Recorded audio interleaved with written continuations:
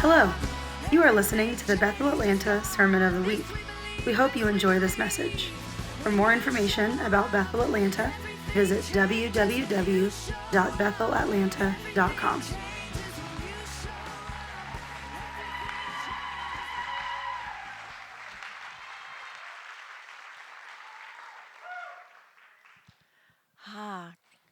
Good morning. It's good to see you all. He's doing a good thing, you guys. I love worshiping with y'all. It's one of my favorite times of the week. I just felt the Lord in worship today again. He's showing up, and I feel like it's an invitation into hunger. And the hungry get fed. The hungry get filled. I'm excited for this day. I've been sitting with this vision for quite a few years, about 5. However, it serves the vision of our house. The vision of our house is that we are raising leaders to reign in life and restore cities to look like heaven on earth. And this, I had these 2 consecutive dreams and visions, and I felt the Lord inviting our body into something. And the first one was, I was entering into this giant room with the Father. I alluded to these last week, but I just want to revisit them. But I entered into this giant room with the Father, and there were giant pieces of glass, and they were stacked up like slabs of granite in a granite yard. And I'm talking to the Father. I'm saying, "What's going on here? What are these?" And he's like, "Oh, they're kingdom blueprints." And I was baffled because nobody was looking at them. I was like, "Well, where's everybody?" He's like, "Oh," and I couldn't see him directly. He's like, "Oh, only the laid down lovers can see these." So then I lay down on the ground and I look to my side, and there's etched in glass just kingdom blueprints. And they were lined up, you guys. Like, it was an invitation for all of us. Like, he has secrets of the heavenlies that he wants to show us. And so then, shortly following, I had another vision, and I'm looking at our city from an aerial view, and it's a map of our city, and there's homes, and in the homes, there's sparks of fire just popping up left and right. And people are gathering. And they're not gathering just for fun. They're not gathering just to eat. They are gathering around this fire. The fire and the presence of God and the hunger was drawing them in. And I just watched neighbors coming. I watched the lady at the park that we just met coming. I watched the coworkers like drawn to a fire. And so I've been praying into this ever since and just kind of waiting with the Lord. Like, what do you want us to do with this, Lord? What are you inviting us to? And, you know, we've like, our church has gone through seasons. You know, we all go through seasons with our own families. Like, oh, this was this season. This was this season. We had a season of building a beautiful school of ministry and being a church plant from nothing. And that lasted a lot of years. Probably the first 9, we were very focused on, can we build this school? And then we shifted into, we are a mobile church. And you guys, that was a wild season to be breaking down and tearing down, setting up week after week after week, when your entire church and everything you own could fit into a giant trailer. And we worked hard to do church in that season, you know? And there's so much more to church than a Sunday morning.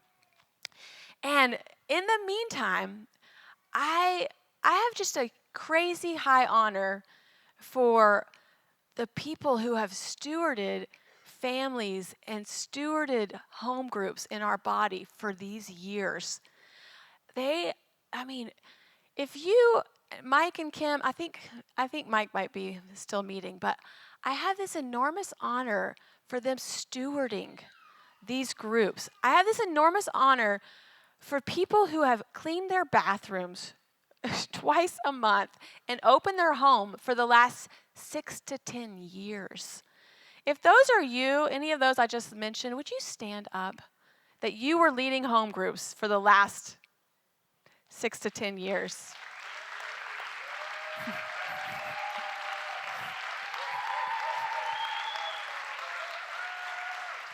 Wow. Wow. My parents, we grew up having a home group in our house. It is not for the faint of heart. However, the richness that happens in your home, the presence of God that is just oozing out of your home is so priceless. And so though we have not had the energy to throw our efforts behind it in these past years, I felt the Lord say, it's a shift. Like we are throwing our energy into this. He is breathing on this. And it is a mechanism to raise leaders. Our call is raising leaders to reign in life and restore cities. This is going to be part of raising leaders. Kristen tells me about her group in her home, and it's full of leaders. You know, everyone's bringing their song. Everyone's bringing their prophetic word. Everyone's showing up with what they have to give and what they need. And it's just this beautiful reciprocal environment. And so I just have an enormous honor for the seeds that people have sown year after year, and the people that have been pastored in these homes. It's been beautiful. And so I think I love the Lord. I love how we all love the Lord, but one thing I love about him is he really keeps in front of us. Like, I think he knows things before we do. And I think when I know. He definitely knows. So I feel the Lord has been setting us up. In January or February, Paul Manwaring gives us this prophetic word, and he says, hey, there are things in previous rooms of Bethel, Atlanta. There are experiences and breakthroughs and testimonies that have happened previously in different seasons, in different rooms of this family's history that are actually intended to be part of the foundation today. And you need to go back, revisit them, and bring them into today, because they're part of what the foundation is supposed to be laid before you build upwards. And so I'm just laughing about this word because he knows, and he knew before we knew. And home groups are in our DNA probably more than almost anything else. And this church started in a home. It started, and I would be honoring my parents right now if they were here. It started in my parents' home above their garage with hungry people. And these hungry people heard of God doing miraculous signs and wonders, of God moving today like they'd never seen, of him showing up in the room. They gathered and watched videos. They gathered on Friday night, I think it was, and gathered and watched videos of Pastor Bill Johnson in Redding, Pastor Chris Valentin in Redding, and they worship together. It's part of who we are. It's part of our foundation. The same exact time, we were meeting in a home group in our home on Lake Redding Drive in California with 35 people from all over the country that all heard the Lord and said, can we do something like what we're experiencing in Redding in Atlanta? So we were gathering together in a home week after week, sharing prophetic words, dreaming into this house. So this is part of our DNA. So when I'm thinking, God says go back and visit those foundations, That is a foundational part of who we are. And, you know, the thing I see that the Lord is inviting us into is hunger. When I was having, when the Lord was showing me these homes from that aerial view, I was reminded of my days in campus ministry. Me and Brent went to Georgia Tech, and that's where we just spent our whole energy pouring into that campus ministry as students. And there was this season that the room was about this size, and there were 400 people, college students, sitting on the floor, and it was hot, and there was no good air conditioning to keep up. And the windows were open, and people were bringing their lawn chairs outside of the windows to see what God was doing in the room.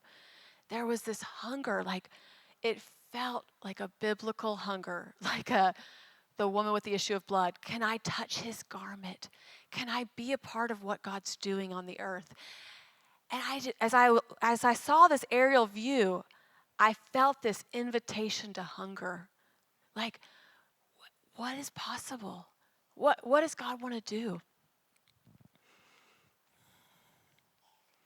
And when you experience the Lord together, there's something that knits our hearts together.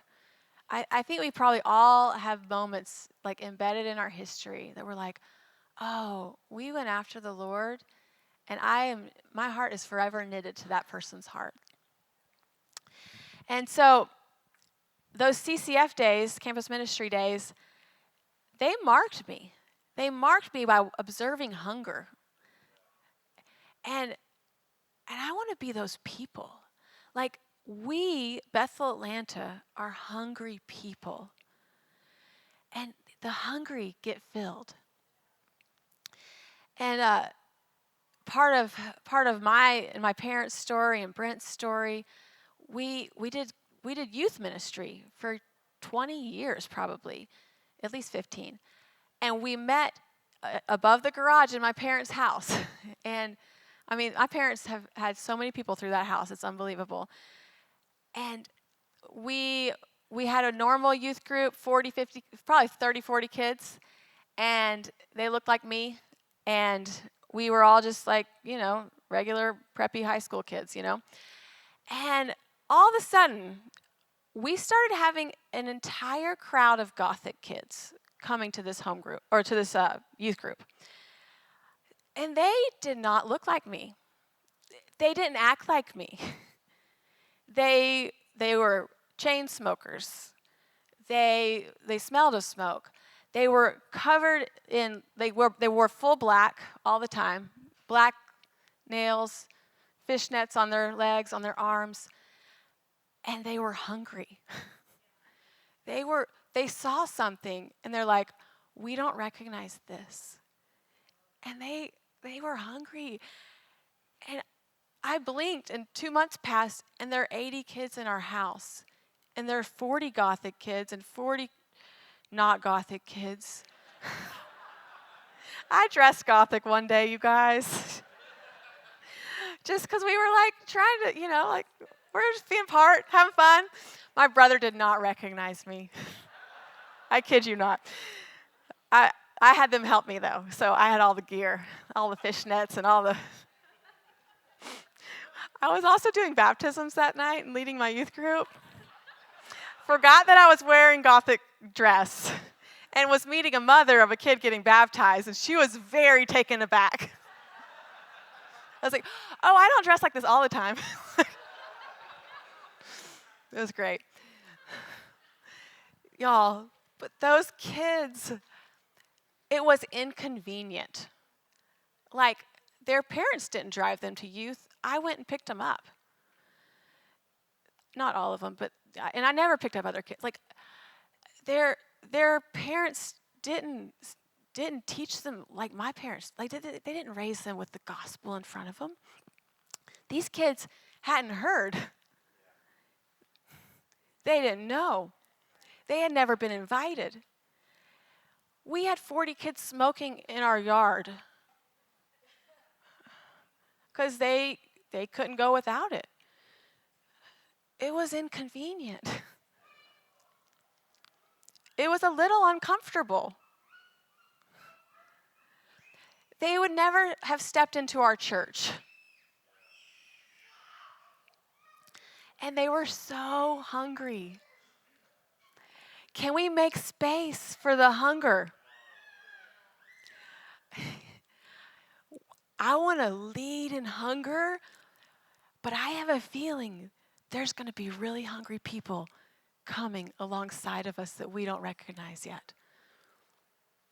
I have to make room. I got to be okay with my house smelling like smoke for 3 days after, because it did.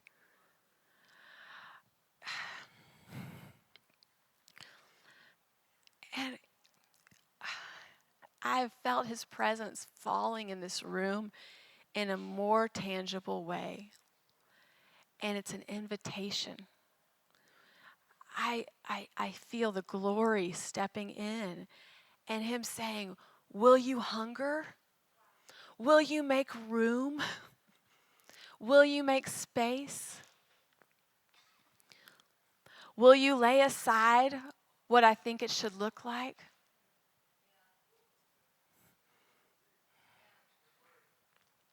Can I be inconvenienced?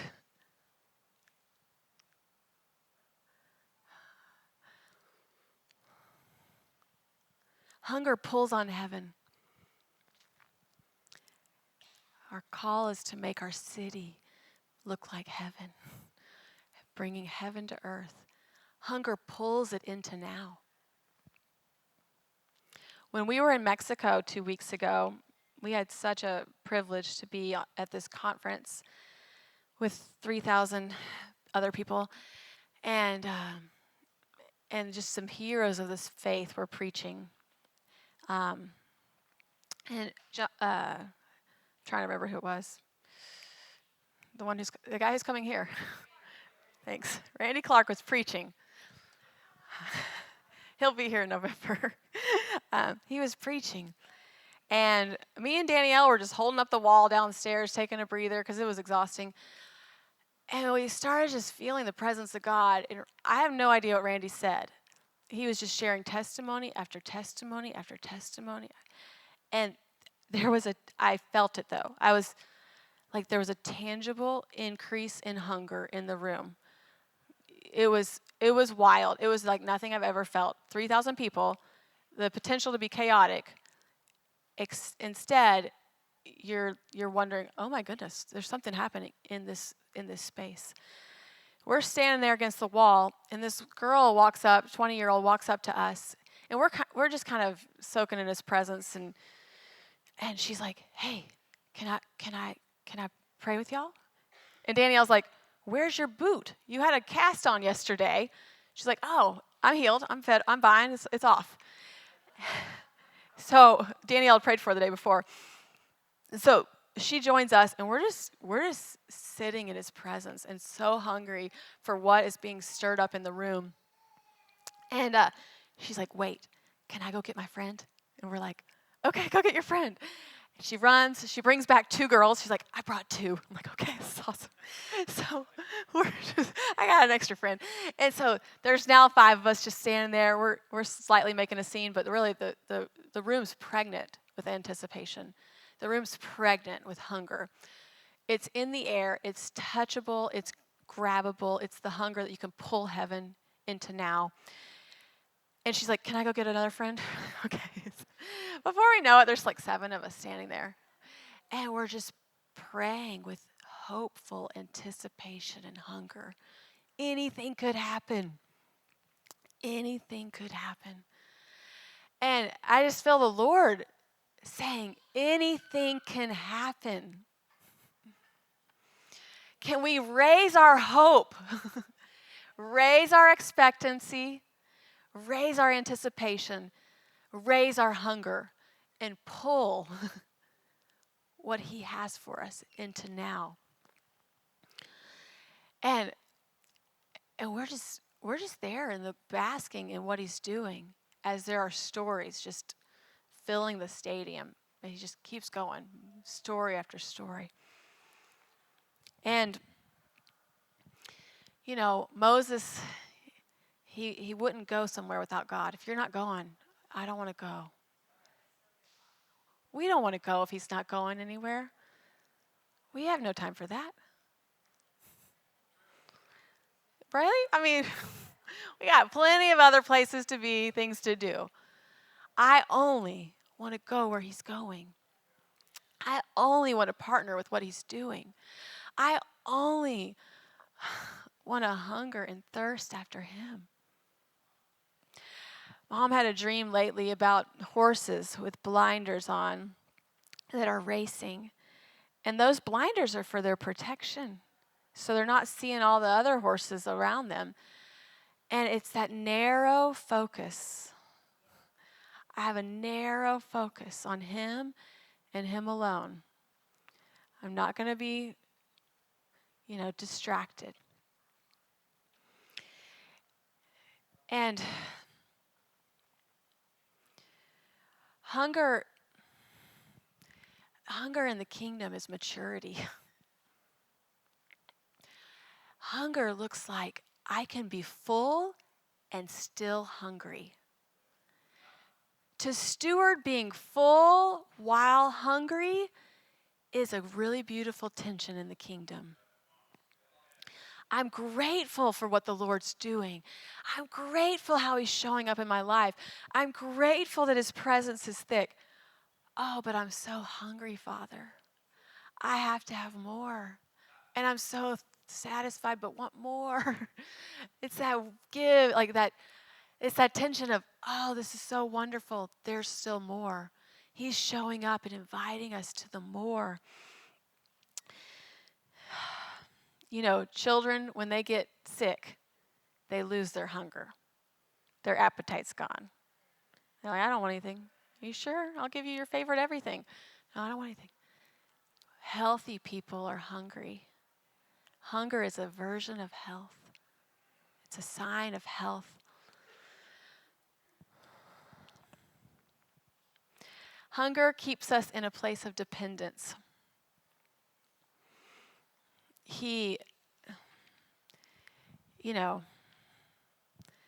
Without him, we can do nothing. We forget that. But when we're hungry, I think we remember, oh, I can't do anything apart from you, Father. I can't do anything apart from you. I've been on a journey of dependence with the Lord for the last 4 months to like a new level with my health. And it's just it's a very beautiful, challenging walk of, oh, things I used to be able to do, I can't do. That positions my mind into dependence. Like, oh, I used to be able to pull on my own strength. That's not there. I used to be able to pull on my own ability to push through. Oh, I don't have that. It postures our heart into a dependent place that, oh, you're the only answer.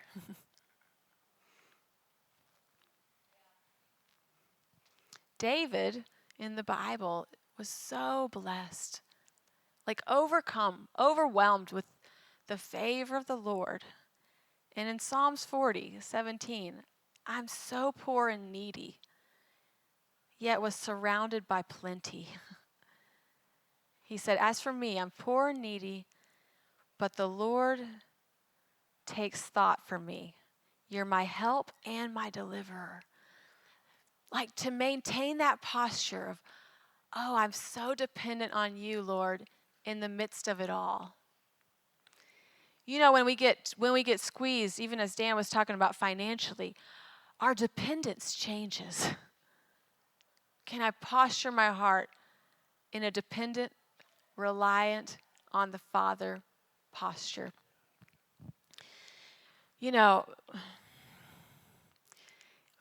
When we fast, you're hungry. Literally, like I want all the things. It models a dependence like, oh, wow, I need you, Father. I believe there's an impartation of a grace for hunger. I believe the Lord is showing up in our midst and inviting us to take a step into more hunger. I believe he's saying, can you be hungry while being full? Can you be hungry while I pour out my Spirit? Can you hold that hunger? Because in that picture of these homes with their fires in them, people were hungry. And it wasn't just us. It was the neighbor. It was the friend. It was the Gothic kid. It was an invitation to touch our city.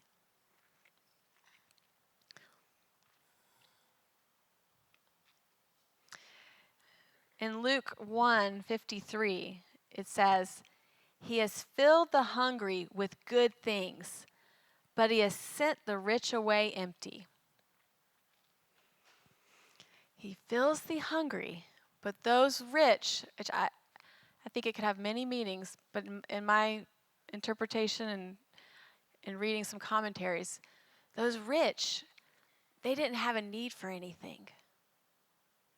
So people are coming to the Father, and the hungry are getting filled, and those that have no need are getting sent away. I never want to be sent away.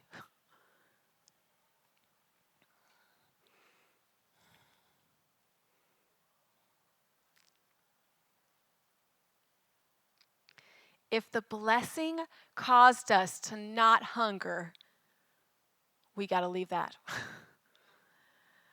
we have to have those blinders up. Like, oh, the hunger for the Lord and his presence and him showing up in the room and his goodness, faithfulness, voice in my life, that's imperative. And then Psalms 107, verse 36, it says, "And there he lets the hungry dwell, and they establish a city to live in." The Lord enabled hungry people to establish a city. That's an invitation. A city is established by hungry people. A city, values, culture is established. Are we wanting to touch our city?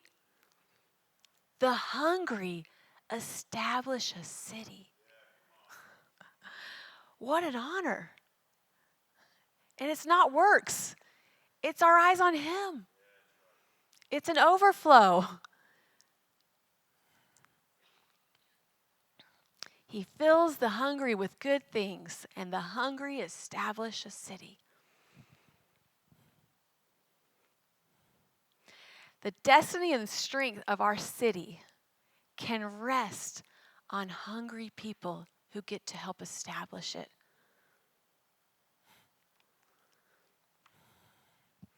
The nature of our city can be established in our hunger. The Lord's inviting us. He's giving out favor to those who hunger and thirst. You know, he's the God who shows up at the well, and he's like, "Oh, you can never thirst again. Look at this water I have." He shows up at Pentecost. They're in a room. They're waiting. What's he going to do? It's been 50 days. What's going to happen? And he shows up. And it changes the world. Fire falls. It changes the world. They weren't waiting apathetically. They were waiting with hunger. They were waiting with passion. They were waiting not distracted. Like, what's he going to do? He said to wait.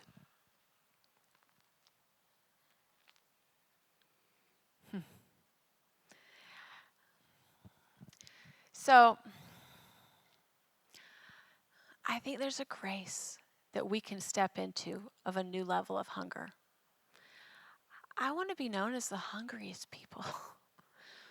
I want our homes to be filled with the presence of God, that we can't help but say, you need a touch from God. I need you to come and experience him. Like, we are hungry, and the world's hungry and doesn't know it. What are they hungry for? They don't know. We know what we're hungry for. We just need an upgrade in our hunger. I need an upgrade in my hunger. And he is inviting us to an upgrade. He's inviting us to touch a city. He's inviting us to be those who are hungry that get to affect our city.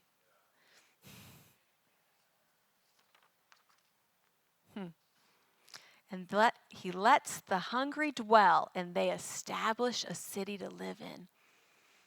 I'm just picturing a home where people are gathered and our hunger is tangible.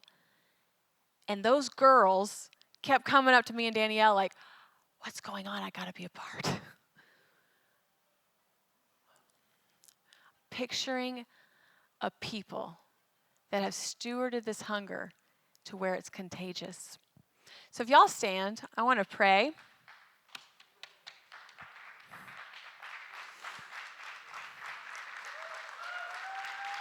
He's good.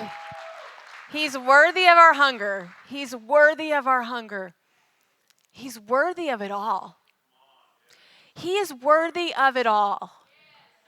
Can we be those horses with no looking to our right and left and not allowing distraction and setting our gaze on the one we all love?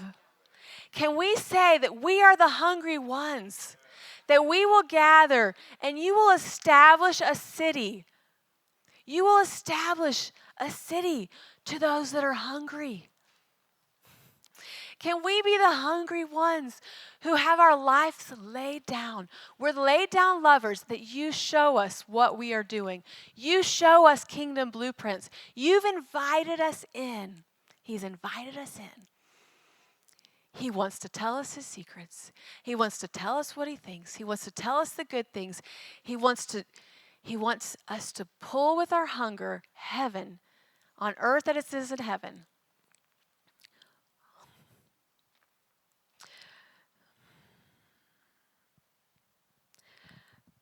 So if this stirs in your heart, I want us to pray together, and I want you to pray out loud, and I want us to pull on heaven, and I want us to say, God, make us more hungry. Thank you for us being full, make us more hungry. Thank you for my food, I want more. Thank you for your presence, it's not enough. You have more for me. So right now we're gonna believe that there's a grace that he says, you ask, I give you more hunger. So if you'd like it, I want you to pray out loud. Jesus. You could pray by yourselves. Sorry. Jesus, we want more. We want more. We want more of you. We want to have hunger. We just pray you stir up our hunger. Stir up our hunger, Father. We just receive the invitation into hunger.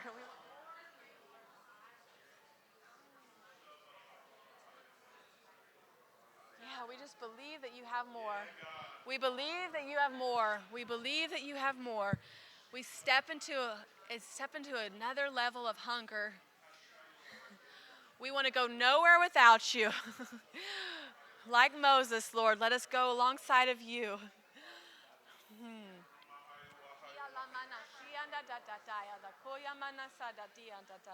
Stir up our hunger, God. Ignite a fire within us, God. Let us be the hungry people. Let us be hungry people. Let us be hungry people, God. Let us be hungry people. Yes, let fire fall. Let fire fall. Let us hunger and thirst for righteousness. Let flames of fire fall. Let fire fall. Let fire fall. Let fire fall. Let fire fall. Let fire fall. Let fire fall.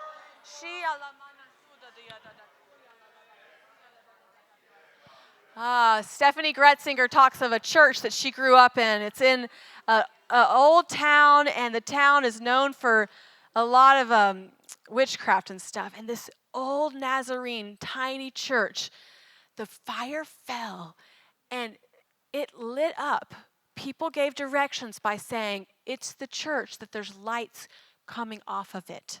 Fire fell. Fire fell.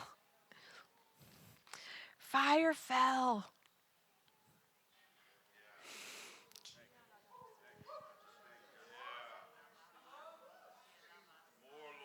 Fire fell at Pentecost to a bunch of hungry people, and the world was changed forever. God, we lay our lives down. We are hungry for you and you alone. We thank you for you filling us up, and we still want more. We thank you for your presence, and we just want more. We want to be closer. We want to look into your eyes deeper, Lord.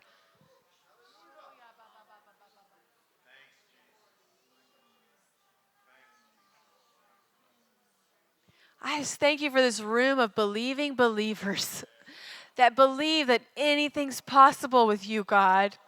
That you have a call and a destiny on each person in this room, and that you are the one who just ignites us. Let us be the hungry ones.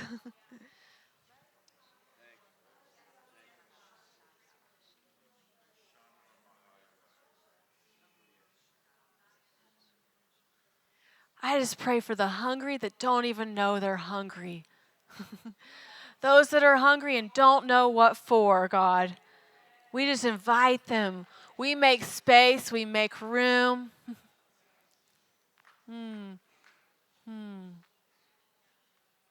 God, we lay our lives down. It's all yours. It's all yours. It's all yours. It's all yours. Amen. Amen. Thank you for listening to the Sermon of the Week. To stay connected with Bethel Atlanta, visit www.bethelatlanta.com.